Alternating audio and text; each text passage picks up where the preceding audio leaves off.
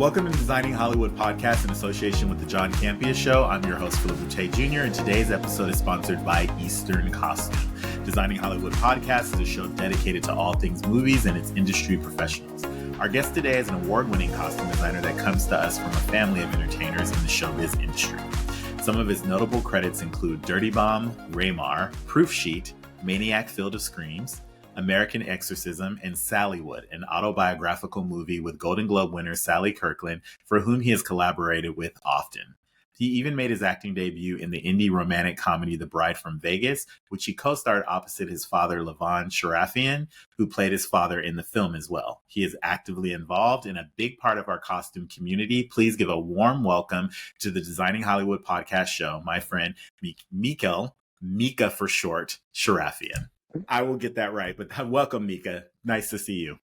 Nice to see you, Phil. Yeah, thank you for having me on the show. No problem. Thank you for joining us.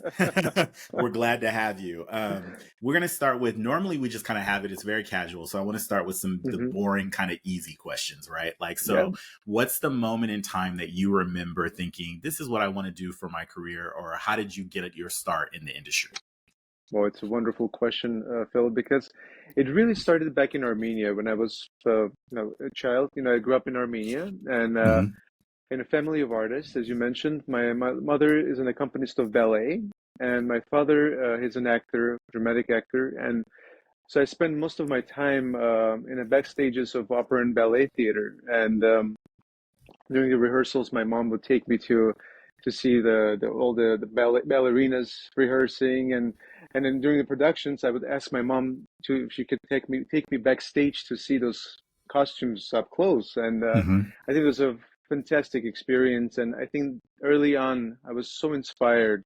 Especially, I really loved those long trains on those queens and the princesses. And I think, oh my God, this is something I really want to do. And what I was doing, I was trying to recreate those characters in my drawings, and I would present them to this artist as a momentum. And some of the artists still have those my illustrations when I was, 5, 6. So I think that really started early on, and I always wanted to be a costume designer. That's pretty amazing. And would you say that that's kind of like that formative kind of like those years are really what just kind of cemented you into this career in terms of just like how you were growing up? 100%. And Phil, I always thought it was a normal childhood I'm having, but growing up in the theater backstage, it was apparently. So, I think it's an amazing time to be young and be inspired early and not know that there's anything else. I think that's really cool. Indeed. So tell me, the one thing that I do know too is you worked at Sylvias Costumes, and that was a big part of your formative years. So please tell us about that and kind of tell us about Sylvias, what that is, and kind of how that helped you, kind of move into costume design. Yeah, Sylvia definitely became like a mother figure for me, and she's just really, I always say she's my second mom. And when I was about 19 years old, and I met Sylvia. She came to my house. She was actually a friend of our family friend. And she was mentioning about her costume shop. And I was so inspired because at the time I was studying at Fashion Institute of Design and Merchandising at FIDM in the line of to become a costume designer, because I was so I started the costume studies at FIDM.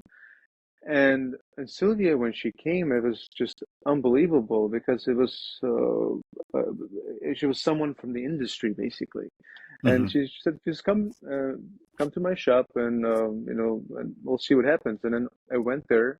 I think we instantly got connected, and then I worked with her for a week, and she hired me as a cutter.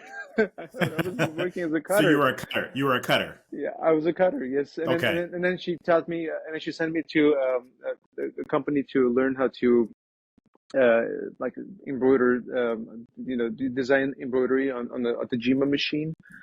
So I studied that, and then a year later they brought this person from Northern California that who installed a cutting machine. So so I learned how to digitize patterns. I was really I was a very hands-on person, building and cutting those costumes. And then about the same time when I got hired, Mona May was designing Enchanted.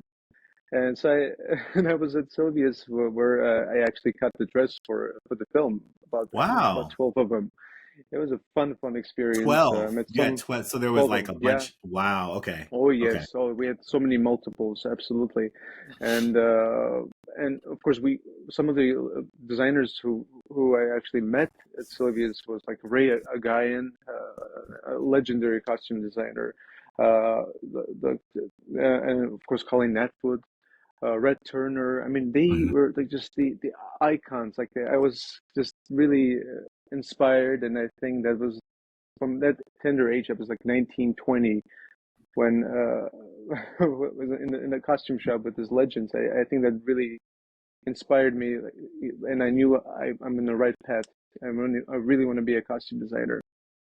That's incredible. I mean, especially like just knowing, I think I enjoy hearing stories like this because there's at least one place that you kind of latch onto early in your career that kind of gives you all your formative knowledge and where you meet people. For me, it was Western Costume with Eddie Uh-huh. Marks. Rest in peace. Love you, Eddie. Yeah. I was very much so there. Like the first year of my career was pretty much spent at Western Costume. And that's where I got bounced around and met so many designers. Like I didn't even know because I was like, it was so it's not like I grew up going into costume design, so I didn't even Uh-huh. realize the caliber of designers I was meeting, right? And I'm just working with these people and not understanding any part of it. And I think it's very cool for you to have this experience where you've looked up to these people and now they're a part of your world. You know what I mean? Where Oh, you're like, indeed. okay, that's a really cool experience to have. Right. Was there And was I'm there still any friends with designer? Sylvia. And it's been See, there like you so go. many years. I'm still connected with her. And Are there any designers that came through where you kind of like oh, oh, I one lost you. moment. Let's hold it. It It's says okay. device added to your account. A Mac now has. Oh my goodness. My apologies. It's okay, right? Yeah, you're We good. We'll frozen a just comment. cut. Yeah, Yep. yeah. Okay, But so tell me about a designer, or were there any designers that kind of came through those doors when you were working there where you just were just so in awe that they oh like my, someone that you that really admired? Colleen Atwood was my inspiration. Oh my I God, figured you might say to her. meet Colleen Atwood, it was the most, I mean, amazing moment in my life to meet Colleen Atwood. It was about the time when she already had an Academy Award for Chicago and Memoirs of Hmm. Geisha, and it was incredible. And I was so bold to ask her if she was okay to see my portfolio. Because that was about the time I was Hmm. prepping myself to get into the advanced study program for costume design, and she was so generous. She was so kind, and I think she just was, oh yes, Scott, please bring it. And then we looked through the pictures together, and she gave me wonderful notes. And she said, your work is so operatic. Just you should do more like operas and. So that was really wonderful, and I'm just so thankful how generous Colin Edward was to me, and so kind.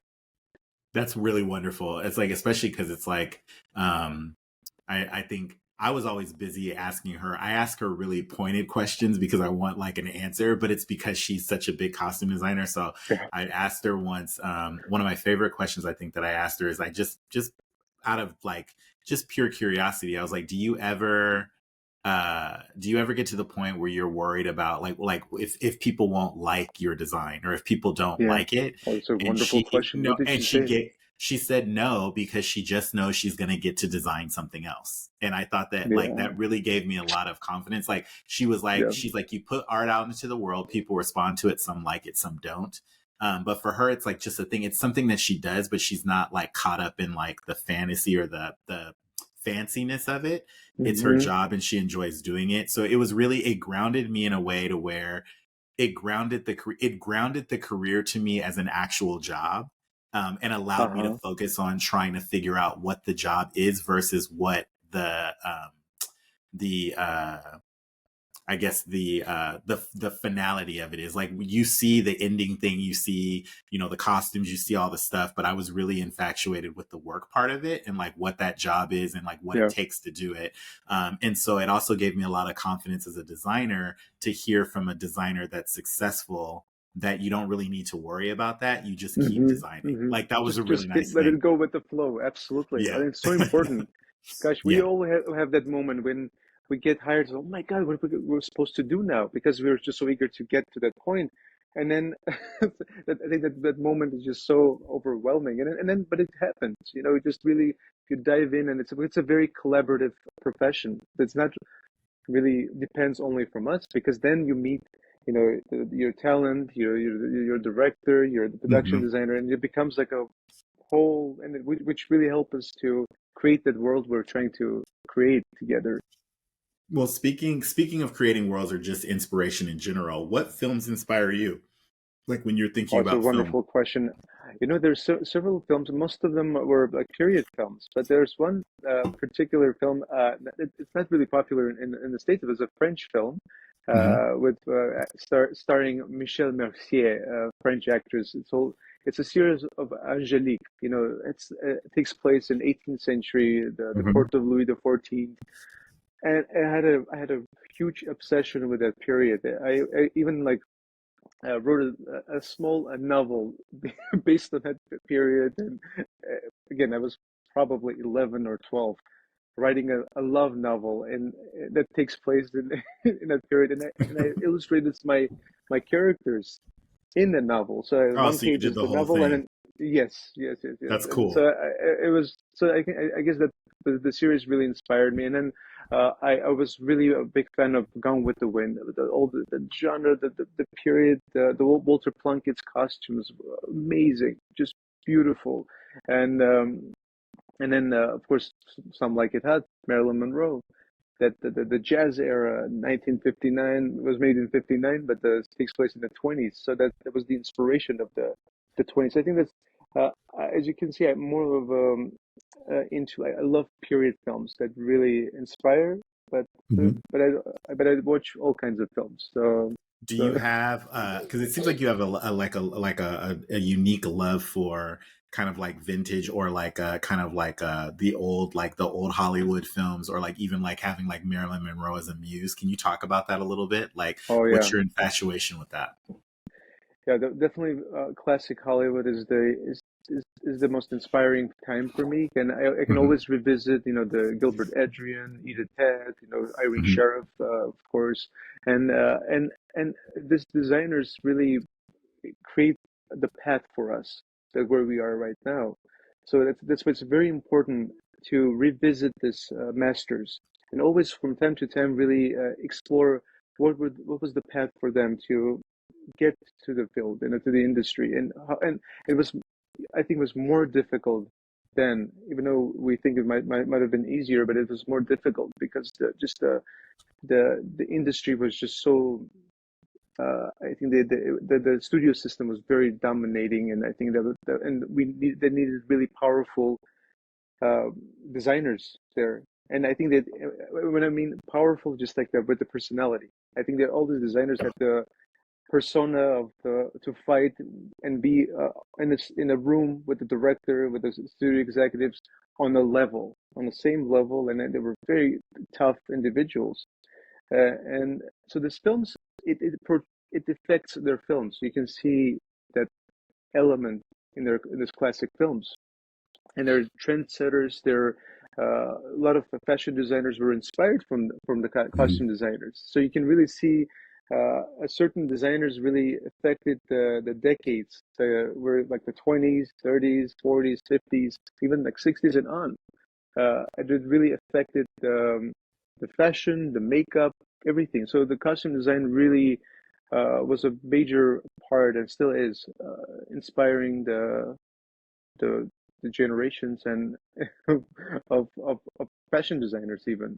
So I no yes. So Is you do you have like a I guess is there a type of film that you enjoy designing the most, well, that's a or tough like a question. genre? Um, I honestly feel I really love all the genres, all the periods, because Hmm. it comes. Each period has its own challenge, and sometimes I feel like it's more challenging to design contemporary films than period films. Because period film is it's given that it really falls into that bracket of the time. And so it's, to me, I think it's much easier to design period films than contemporary films, because the contemporary film is just how we dress now. It just really the design is really Broad. unpredictable in a way. It's They're broad, unpredictable and broad, very very, broad. yeah.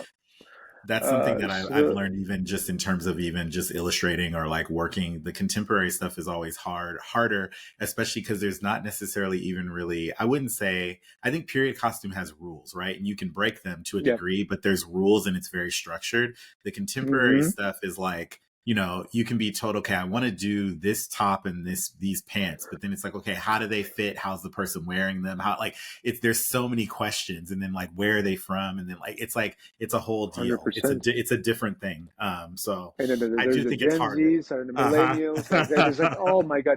And we're crisscrossed, like just, and it's all like really happening, and it's just really, and we kind of have to be on top of that too. And but at the same time, we may be able to do something that really can inspire the next generation. So Correct. so we Correct. would take all those elements, we take it through our prism, and then we project something possibly new, which is really possible, and then they can take that element and then put it the next level up. So so so that's, I think a lot of things are depends from the designers, I think, and when it comes to trend setting, of course. What has been for you, or what's one of the most challenging films you've done?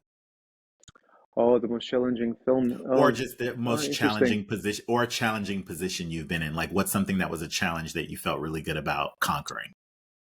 It's actually a really fun story. Because I had a situation with Meatloaf. He was supposed to be more of a like a truck driver, like character, like, and so I brought all these elements that really can define the character as a truck driver. And then, but I didn't realize like he had this separate conversation with the directors. There was no, they didn't share this information with me. And so when I came in, it was on location in the middle of nowhere in North Carolina. So, and he's a big person, you know, like he's really, it was like difficult to find anything. And then when I entered with my costumes, I said, "Oh, where are my suits?"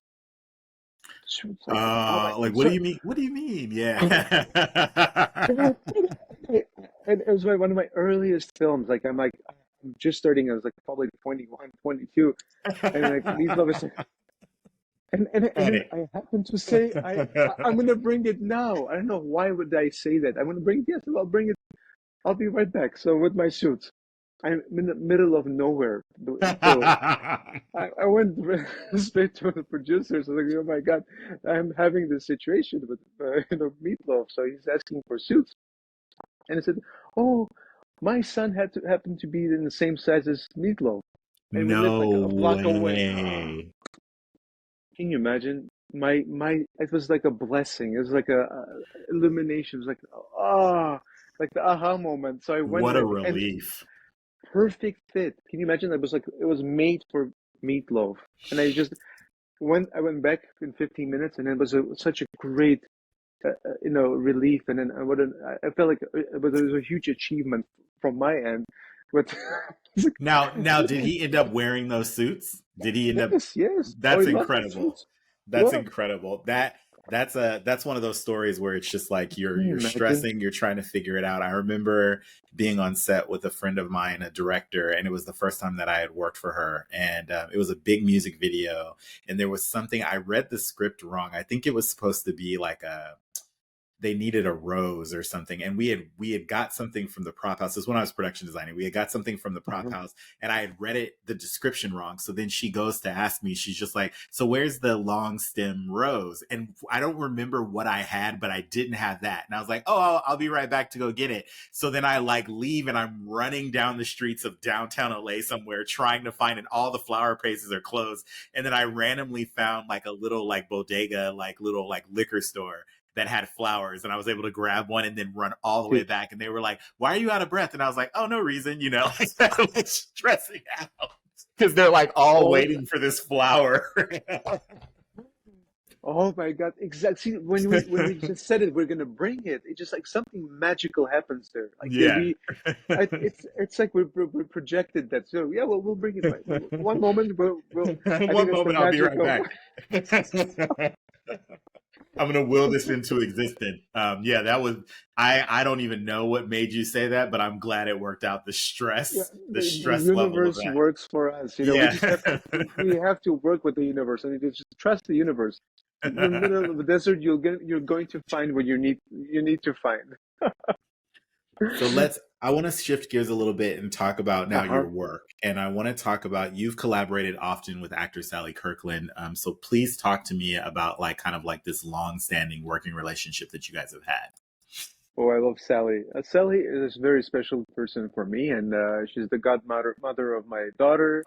She's just, we met back in 2013. Yes, when it's really funny. That not many people know, but I also acted in a film. I was the lead actor in a film, The Bride from Vegas, and Sally Kirkland was one of my co-stars in the film. That's And incredible. that's how we met, and then we became instant friends. And and then, but years later, so maybe almost 8 years later, we're on the set. But now I'm a costume designer, and Mhm. and Sally is my talent. And, and it was incredible how our paths have crossed. I always tease Sally. I tell her that I'm the only person in your life that acted and designed And at the designed same for at the same time, which is that's a pretty time. amazing experience. Very much so. And then most recently, I designed a very special film. It's a very biographical film. It's Hmm. called Sallywood. It's Hmm. going to come out soon, and she's actually playing herself. It's a very special film. It's a bit of a comedy and drama, and she's incredible in it. Very, Can very. you tell us, even though it's not out, can you tell us can you give us any details about costumes or kind of like what your approach was Oh with yeah. designing it or Because it's autobiographical hmm film, I really wanted to mimic what Sally was wearing in her real life, but at the same time, I wanted to enhance that look, just kind of bring that to like, and I took it to another level. I just made it even more colorful and just more like brighter, and she just I asked the hairstylist if we can make her hair like flowy, just very kind of Veronica Lake and a very classic Hollywood, and and and I was so surprised that Sally was so open about ideas, and because she had a whole different style in a way, but at the same time, when I suggested those styles and looks to her current state, she loved it so much. I think she always makes appearances looking like she's playing herself in a character. So in a so it character just that came to you a yeah. full circle. Yeah, it came to a full circle, and she's just wonderful. I think it's important when the talent is very collaborative with and they're open to suggestions, and we're really it's just and they're not telling us, oh no, yeah, this is how I want it, and then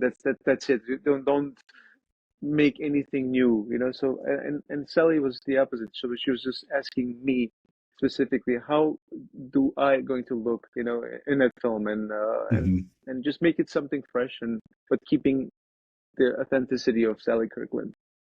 I really love that. I love you guys' relationships. I love how close you are. And I love this kind of full circle moment where you were able to act with her and then be her costume designer. That's pretty incredible. I'm going to give a shout out really quickly to a director named Kant. He passed away, but he did a film where I production designed with Sally Kirkland and Brian Austin Really, Green well, called Urgency. So I want to just be like, so if she sees this, remember the film Urgency. I yeah, was there. She was a sweetheart. So I love that. So I'm going to call that out. And I wanted to say, thank you. I think that, no, I wanted to call that out, but I also wanted to say that collaboration between actor and costume designer is really important. And what I love is that you've done both. So one of the things that you're known for is how you are able to kind of talk to actors and kind of help them build the character through costume. Because like, can you talk about that relationship and why that's important? Yeah, it is very important. I think when especially on the first day of the meeting with the actor, I think it's uh, I always ask them how they feel about their character, because sometimes, I mean, we analyze with the director, we know our own like interpretation of the character, but Mhm. sometimes, and most of the time, when the talent comes, and then they have this really interesting, like unusual, maybe sometimes ideas that we probably like didn't really circumnavigate, and it's just so refreshing to hear their perspective of the character. Sometimes they come up with colors that they just see in a broad vision, and I love colors, and then it comes, and then when they speak colors like that, that just, I get really goosebumps, and then Mhm. and I think that just, and then I love to draw my characters, and I start sketching, and I share the sketch with the talent, of course, with the director, and then we just discuss it, and then it's a uh, conversation opener. So we have this wonderful conversations, and then slowly we're built and go up the next step, and then when we start trying those costumes on, then we can see how we're embodying what was the word I'm thinking. It's like embodiment of the personality, right? It's, you can see it's coming to life. You can see it That coming to all life. the, yeah, it's just that's the magic of costume design. It's because the gate changes, everything really, you see this, the new element in his character. This person became that character that they're going to portray, and it just happens in front of your eyes. It's just so magical. The It's really transformation. transformative. It's It transformative. is very, It's very much so. I think that that relationship, I bring that up because we've talked about this, but I was an actor growing up as well. So I think that character design has also come very naturally to me because of that process. So acting and then costume design really are Hmm. linked in this really magical way that I think a lot of people kind of can miss. And so I love the fact that you talk to your actors and kind of try to help kind of get into their psyche and then take their input and then start building the costume that way, because Yeah. I think it's just more organic, but it also helps them to kind of get into character. So that's a Because as you really good mentioned, skill to I've been have. there, like behind that, in Correct. front of the camera, so I know how they feel. I know the pain is going to be in a cold street outside, and so just that, I think that is very important. I think that my experience as as an actor, and it was like method for costume designers. I called it, because I was already Mhm. costume designing at the time when I acted in that film, and it's a really funny story. I can definitely share that. Please. Why? What I'm going to charge my. Can I just put this Oh yeah, on one moment? of course, Because of course. I lost the other side, so I barely can hear. So I'm gonna start all over again. Okay, yep, But no problem. yeah, Okay. so I'm gonna share my experiences as an actor and Hmm. why I was cast to play the part. It was actually a funny story, because I was supposed to costume design that film, The Bride from Vegas, Okay. and so we did the whole teaser trailer with a wonderful, talented actor, and for some reason, a month later, uh, I'm getting a phone call from the director and the writer, and they're just telling me, we decided to go with another actor, and but we're not really feeling it. And is it possible, we can actually see you to play the character? And I could Hmm. not. I was in shock, and instantly I turned it down. I said, it's not professional. My father's an actor, and it's completely unprofessional. I mean, they just I don't have acting training, and Hmm. the answer was really funny. So, oh, but it must be in your genes. Yeah, like you You're can an just do actor. this. Yeah. Yeah, it's because of your father. It's like, oh God, I was going back and forth, and then my dad was the one who convinced me to say, what, this is probably a great opportunity. I mean, you should try it. I mean, you never Hmm. know. And I called back. I said, let's try like an audition or something. Maybe like we can just maybe so I can feel the camera. Yeah. The first day of the audition was the first day of the shoot. So I ended up like being on So set. you were there. Yeah.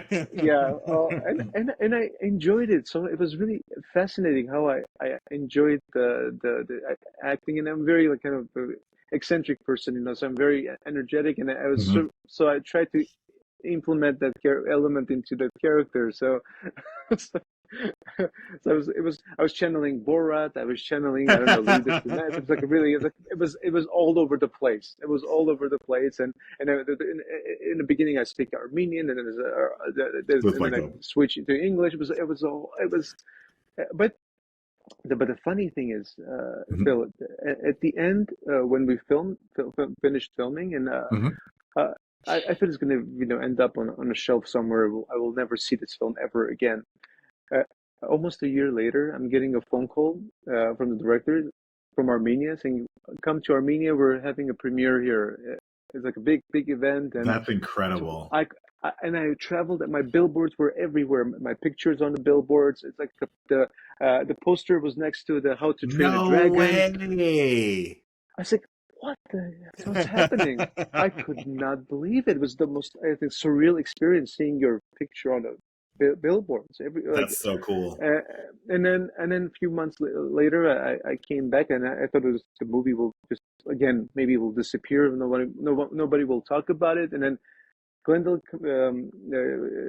Glendale International Film Festival reached out to us, and then they said, you are nominated for Best Actor.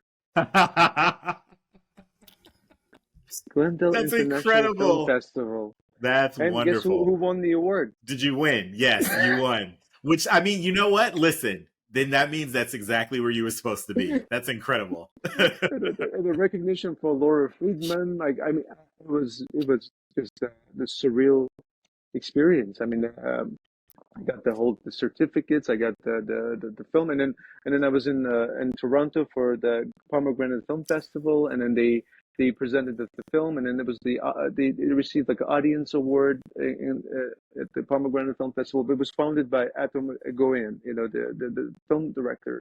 Mhm. So it was absolutely surreal to me, and Right out of so a cannon. acting and so this year marks the 10th anniversary of the film. So, and it's available on Congratulations. Amazon Prime if you want to see it. Please, everyone, go see it and let's say congratulations. That's amazing. Happy Thank 10-year you, thank anniversary. you. I love that So story. I especially just like kind of like the Glendale like film festival. That's incredible. I think that's hilarious. Me and my wife actually sure. we lived in Glendale before we moved. And I really No, enjoyed it. really. Oh, I lived right over by where DreamWorks is. So what's funny about it is that we would laugh because we were right there, and in our apartment complex, we weren't just the only like black family, we were the only American family. All our neighbors were Armenian. It was incredible. Like, so it was like after a Straight while we from a got, movie. oh, it was wonderful. I enjoyed it so much. Like when I would come home, Oh, so everybody was fun. like making food, and then like so we would go and there'd be like food, and there'd be like Russian whiskey and all kinds of. It Oh was my just the God, with the best. loud music too, probably, right? On the Yes, but weekends and like, but like only that. on the weekends. But it was so cultural. I really enjoyed it. Like, we honestly miss it, and we still talk to some of our neighbors because Oh, it was that's like so such it was funny. like a culture shock in the best possible way. But I just enjoyed it so much. In Los Uh, Angeles. That's yeah, so in Los Angeles, where I was like, I really miss it because it was just like we were surrounded by it for so long. I was just like, I miss the It's smell of like the amazing. meat and the vegetables and all the food cooking and like all of the different things. So I was like, I got so used to Armenian food, and I was just like, we're gonna have to go to the bakeries and all the stuff to get our stuff. We need this. Our So cultures are so much alike that I always uh-huh. maybe make the comparisons. It's just really that's why we click instantly. So it was pretty incredible. So I enjoyed that experience. I miss Glendale. wow, So shout out to Phil, Glendale, but also shout out. Glendale. I love Yeah, Glendale. I love Glendale. So I 24 wanted years in Glendale. I never regretted it. So yeah, 24 years. That's yeah. incredible. Well, while we're talking about Glendale and the fact that I know that that's where you are currently, I wanted to talk about what's behind you, which is your library, Oh, because your my library library. is famous in the fact that you've got all of these books. So for me, one of my favorite parts about costume is research. So talk to me about like when you're Yeah. starting a film, you're kind of putting things together. Talk to me about your research process and like how you start. Oh, my research. I don't even have to leave my room. I mean, Yeah. this space, I have over 1,000 books, so it covers all the genres, everything. So I have books on, of course, on fashion, costume design, but also like essential literature books. I have history books, biographies, and And it's for me it's very important when I have a physical book.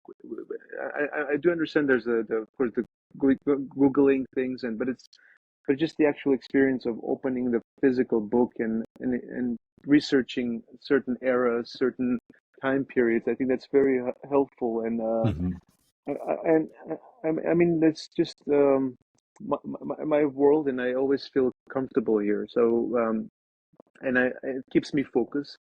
So and it's I feel the energy of this, all the writers, all the historical figures that they surround me. So it's almost like they're looking at me, and then I have some like busts, So this is Lord Byron here, Uh-huh. and then that's Marilyn Monroe, and by the way, I Uh-huh. actually sculpted that. You So sculpted that. I Wow. sculpted this when I was 14 years old, and it was in my carry-on bag when I moved to the United States when I was 15 years old. So, yeah, that's a very like important piece of art that I have here. And You've literally been carrying inspiration with you, which is kind of yes, amazing. That's really cool. exactly. Yeah. And I arrived to Los Angeles where Marilyn Monroe was born. So that was really uh, and I always say that I learned the language all because of Marilyn Monroe, Frank Sinatra, Ella Fitzgerald. Hmm. They're the key people who really helped me to learn the language because I was listening to their music, and then the way they sing is just so you know eloquent. It's so all the punctuations, everything is just so clean, And you and speak it what, really three languages? three languages. I can speak three languages. Yeah, Armenian, Russian, and of course now English. Wow. I could totally be a spy. A costume designer working as a spy. You should be a spy. I don't know why we haven't thought of this sooner. I think that Yeah. that would be a much more interesting thing. You can costume design, you CIA can will hear change your this, appearance. Yeah. You can switch languages. I think that, like, are you a spy? the CIA will is listening, so I'm sure I may be like recruited so soon.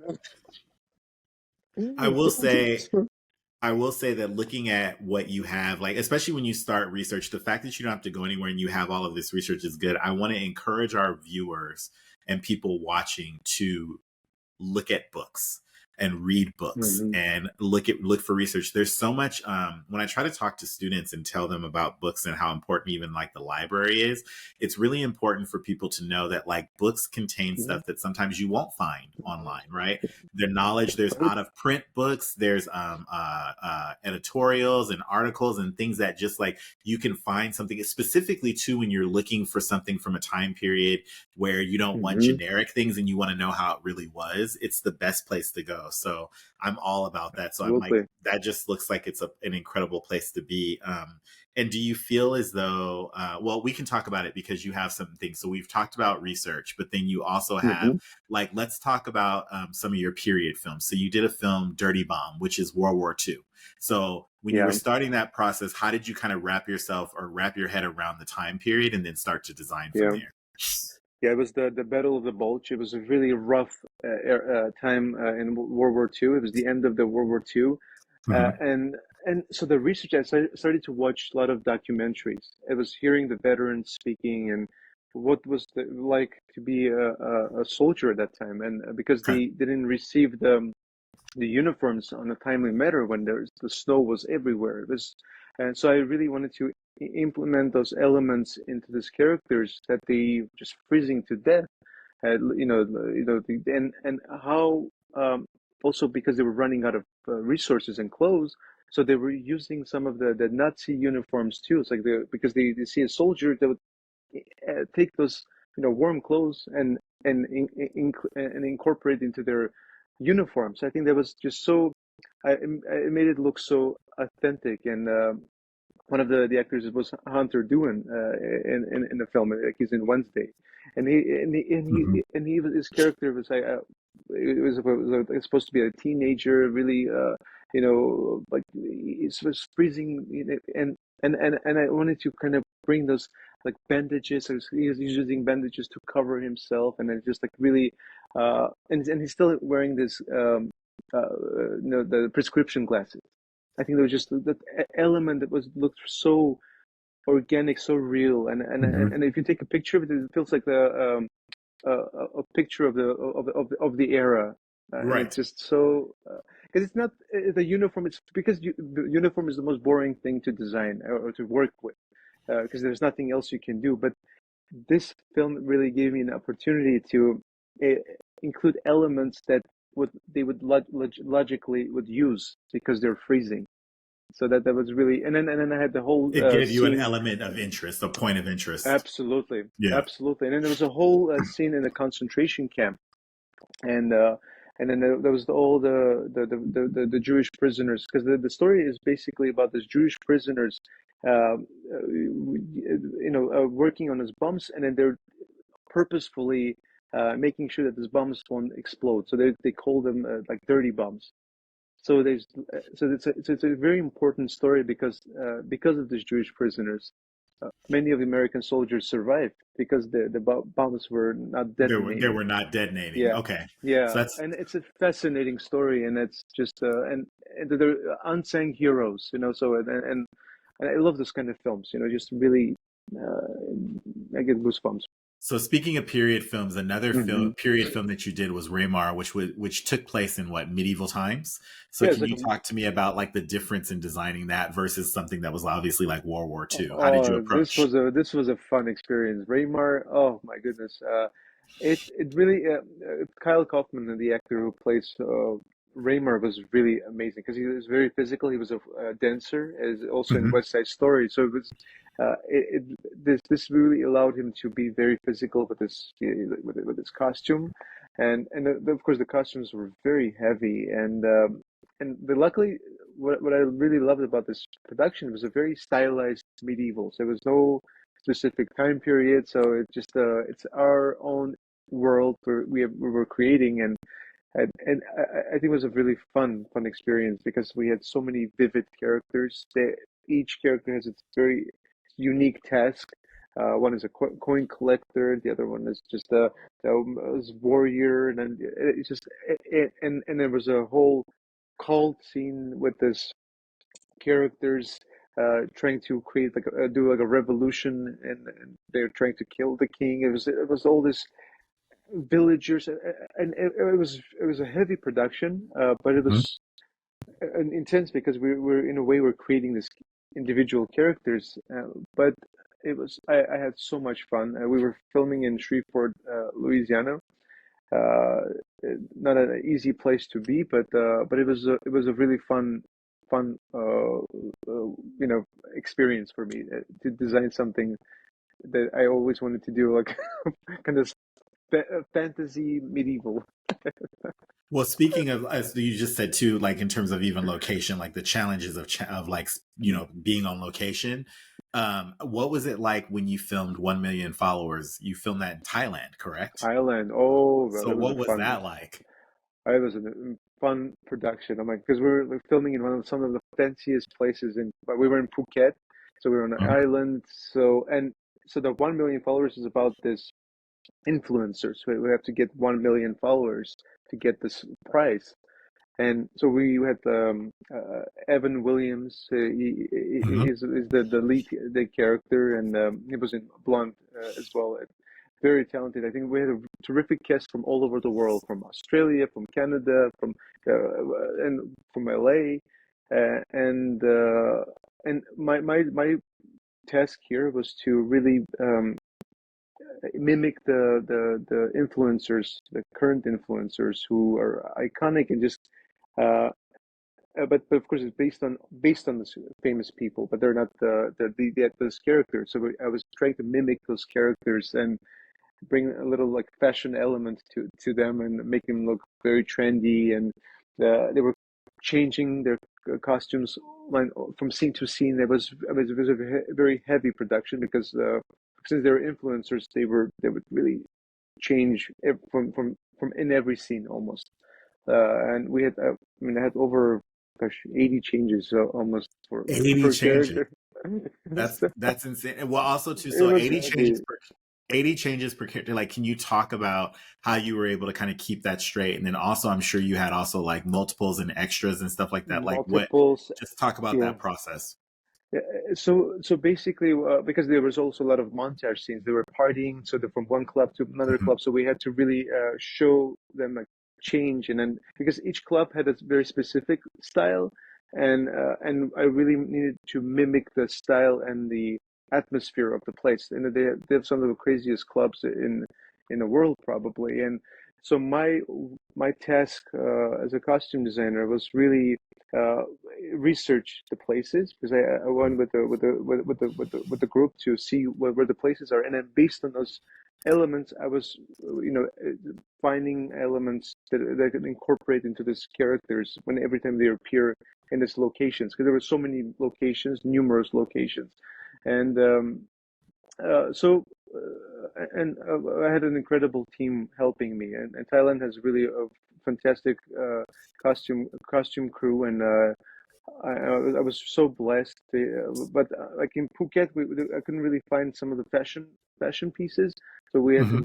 to get them most of them from Los Angeles, or from Hong Kong. So it's really it was really that was one of the challenges, because it's a resort. Phuket is it's a resort, so it's very they're not wearing any fancy clothes, but Right. it's our world we're creating. So in our world, everybody dresses fancy and eccentric.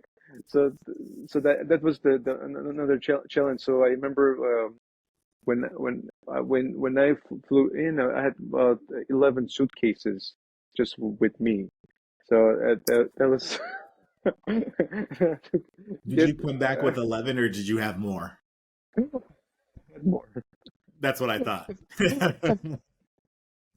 That's exactly what I thought.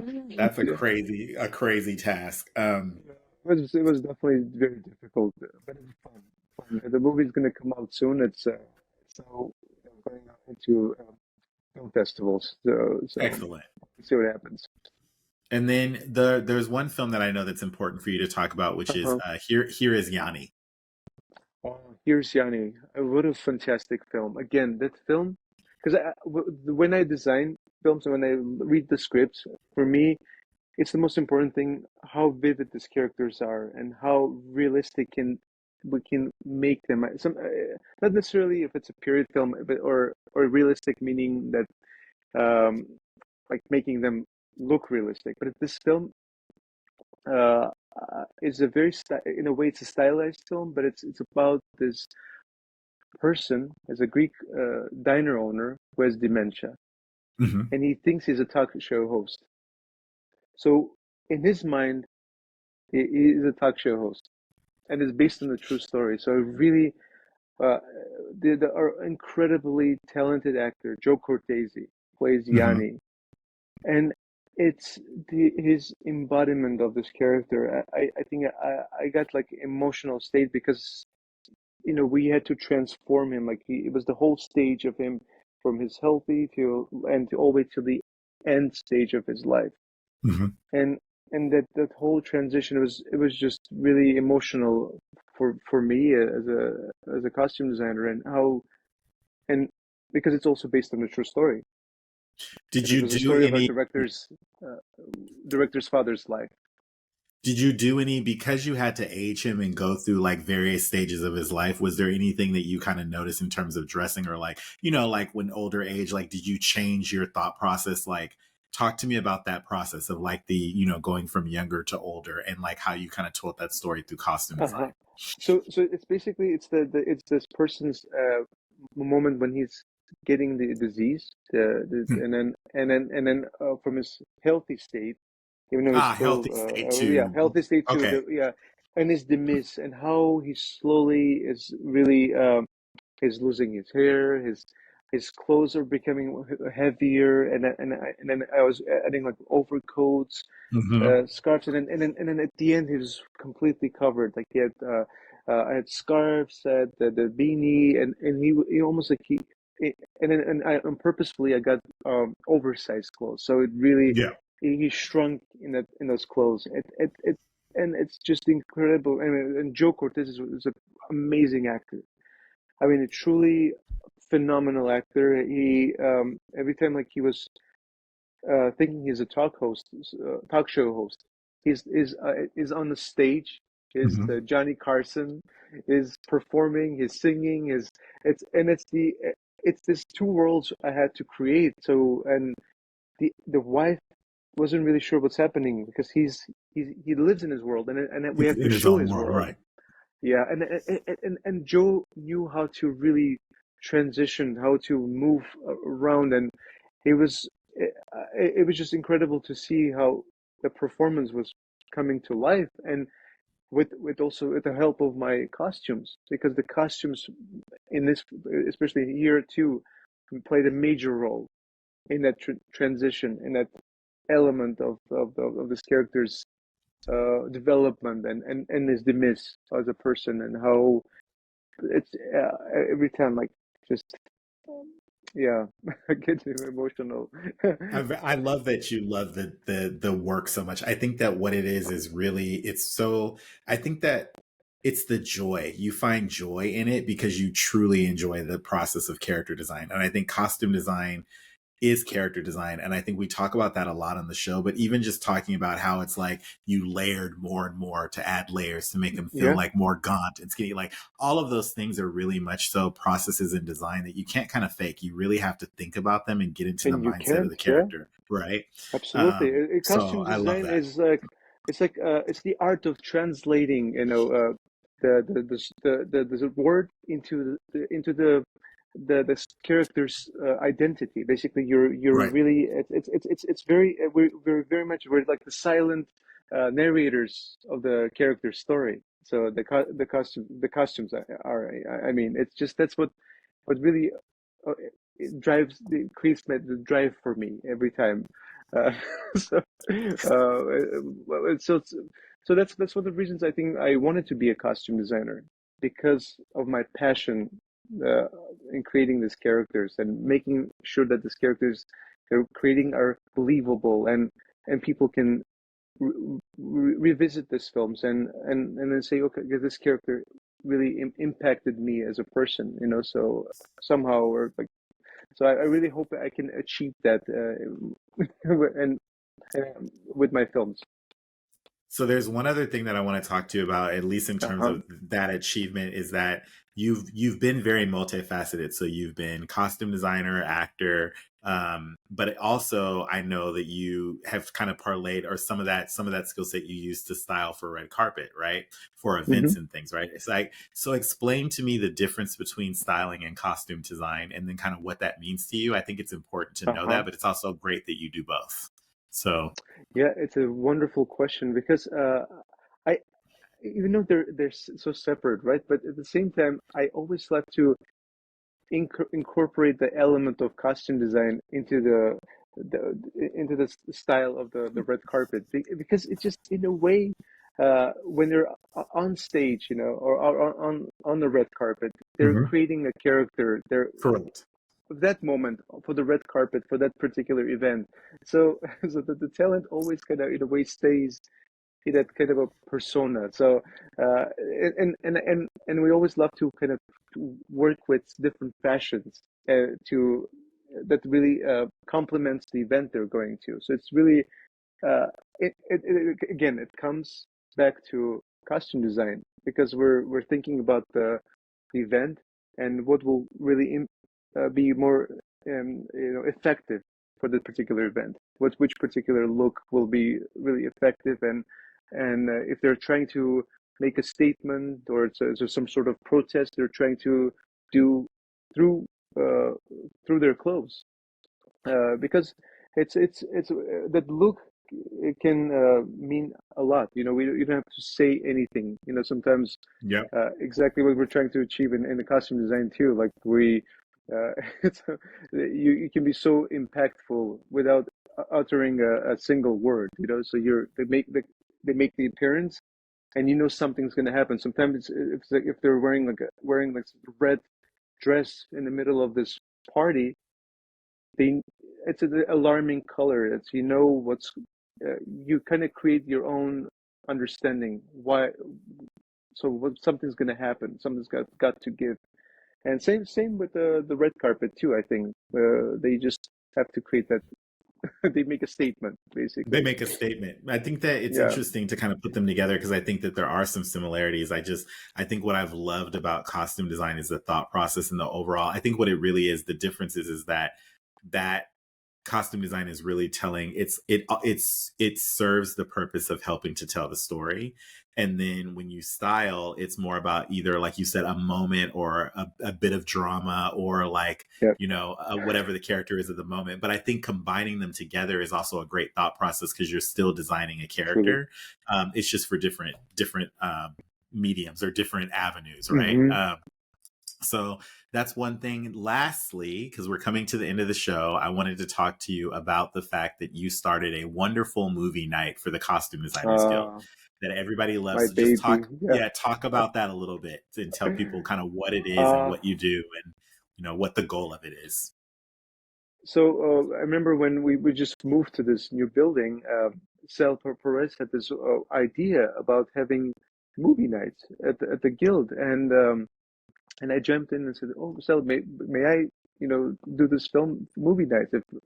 And I was really like honored to start this series and the main I think the reason I really wanted to do this movie night is just to honor our masters of costume designers because Mhm. the uh, things we can still can learn from these masters and this is the perfect opportunity to ask the questions that we always wanted to ask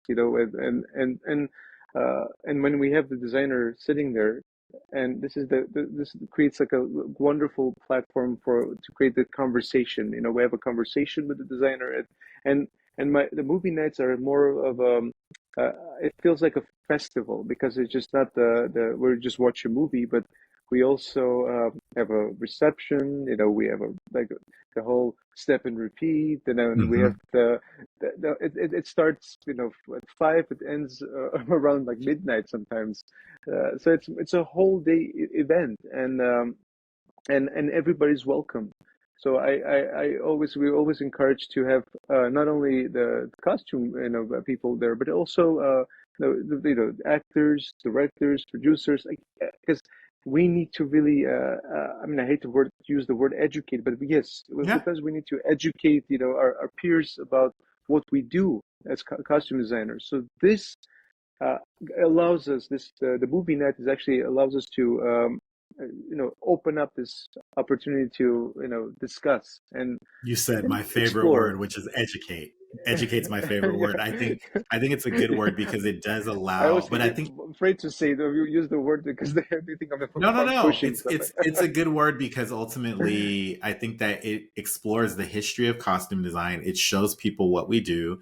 It's a fun night out for the movies in general, especially if you have the designer there that can talk about like what it took to get there and like, these classic films. But I think what it also does too is it educates our membership on just like getting people to watch films, right? That's such a big Absolutely. important part of what we do too is watching films and knowing the history and knowing where things were and where they can be and like what rules you can break because you know what was done before. Like, so I think it's good for people to just come and have a good night at the movies, but to also maybe watch something that they probably wouldn't have watched otherwise or wouldn't have gone back to watch. That's one of my favorite parts about that as well, is like it's encouraging people to come sit down, get off your phone, watch a movie. You know what I mean? It's like Exactly. it's the best. And Phil, it's so interesting how our wonderful designers how they inspire our friends, right? Because let's say, for instance, when we were doing a Pretty Woman with Marilyn Vance, some of some came dressed, Yeah. Vivian.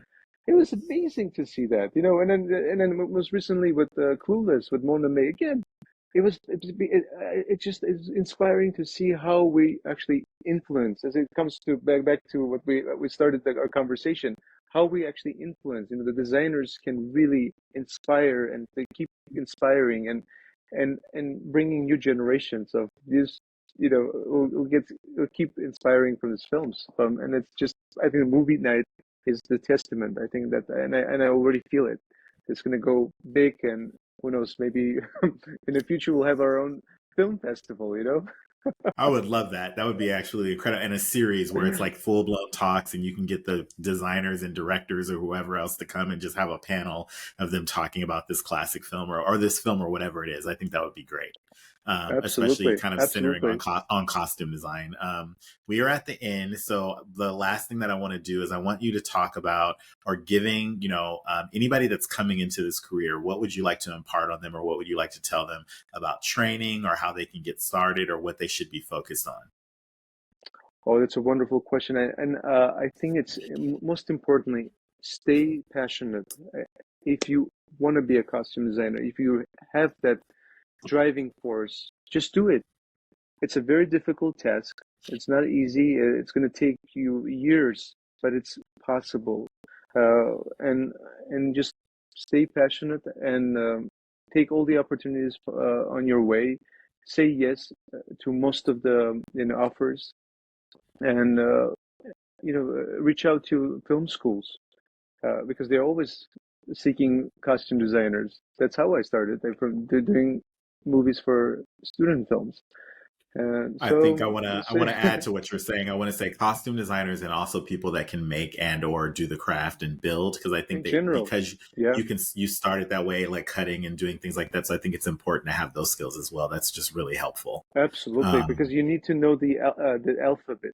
This is the language of Correct. costumes. So if you know the bases, the all the elements, because it just everything at the end comes to a full circle. You're always going to use all the elements, your knowledge, whatever you learn, uh, even from books too, when you read, you're always going Correct. to incorporate that into your work, and because we're storytellers, most importantly, uh, as us as costume designers, we're storytellers. As Correct. simple as that. And we're equally working with all the departments to make this world of come to life. And the last thing I want to do is what can they expect from you next, and where can they follow you? Or you can follow me on social media. I'm on Instagram of Sheriff Costumes, and Hmm. also I'm on Facebook. So designed by Sharafyan. So I'm mostly on, and also have a website, sheriff.com. So Perfect. www.sheriff.com. I want to thank you for joining us today. Thank you so, so much. I also have to Thank thank you. our sponsor, Eastern Costume. And lastly, I want to thank our founder, CEO, executive producer Martika Ibarra, co-founder, costume designer Marilyn Vance, and John Campia. Thank you to all our viewers for tuning in, and you can subscribe to our YouTube channel, tune into the audio version wherever you listen to podcasts, follow on Instagram at Designing Hollywood Podcast, and follow me on Instagram as Phil_Boutte. Thank you so much for joining us today on the show, and be out there, be inspired. Thank you, Mika, and have a good day, Thank you. everybody.